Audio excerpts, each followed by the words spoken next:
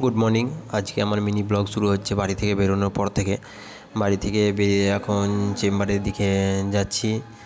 এই চেম্বার যাব, স্যারকে তারপরে নিতে যাব। চলো চেম্বারের দিকে যাওয়া যাক, এখন দেখতে থাকো।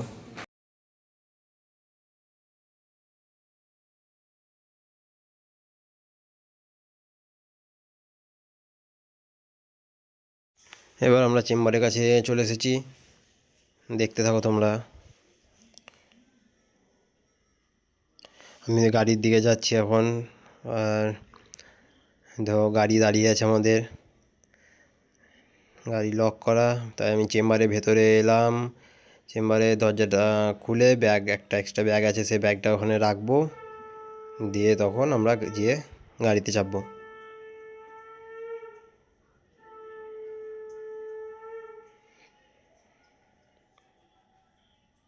আমাদের চেম্বার আশীর্বাদ ক্লিনিক। দেখো গাড়ি দাঁড়িয়ে আছে, গাড়ি লক খুলে দিয়েছে।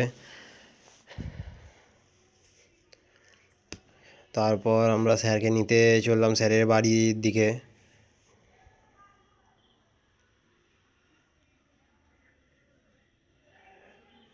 আজকে সকালবেলা রাস্তাটা বেশ ফাঁকাই আছে, তো স্যারের বাড়ির কাছে চলে এসেছি। এবার গাড়িটা দাঁড়িয়ে আছে।